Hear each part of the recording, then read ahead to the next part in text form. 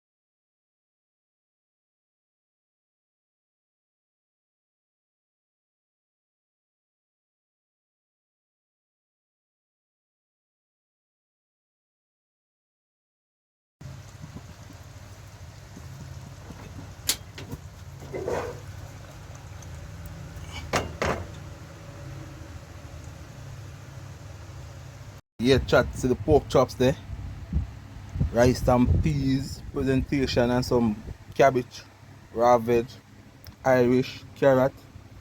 You can see the presentation, eatable, delicious, remember. Eh?